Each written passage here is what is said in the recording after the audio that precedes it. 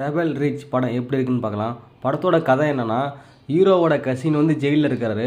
அவரை வெளியெடுக்கிறதுக்கோசரம் ஒரு பெரிய அமௌண்ட்டு எடுத்துகிட்டு அவர் போயிட்டுருக்காரு அந்த ஊருக்கு.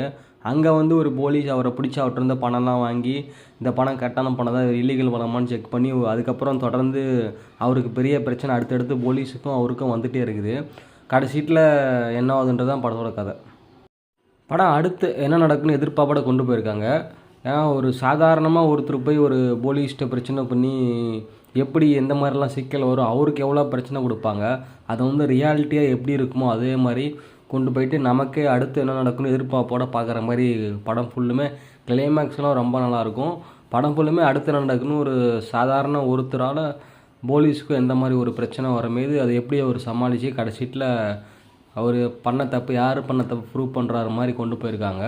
படம் வந்து ஒரு இங்கிலீஷ் படம் பார்க்குறவங்க கண்டிப்பாக இந்த படத்தை வந்து அடுத்து நடக்குன்னு எதிர்பார்க்க கொண்டு போயிருந்தனால இந்த படத்தை பார்க்கலாம். ஏன்னா வந்து ஒரு சாதாரணமாக ஒரு போலீஸ் போய் பிரச்சனை பண்ணி அந்த ஊரில் அவருக்கு அடுத்தடுத்த சிக்கல், இவர் எது போய் பண்ணாலுமே அங்கே ஒரு சிக்கல் வந்துகிட்டே இருக்குது. போலீஸ் அந்தளவுக்கு பிரச்சனை பண்ணிட்டே இருக்காங்க. அதில் போலீஸ் டிபார்ட்மெண்ட்டில் நிறையா பேர்த்துக்கு வந்து அதில் இல்லீகலாக பண்ண விஷயம் தொடர்பு இருக்குது. அதெல்லாம் வந்து இவர் கண்டுபிடிக்கிறாரு.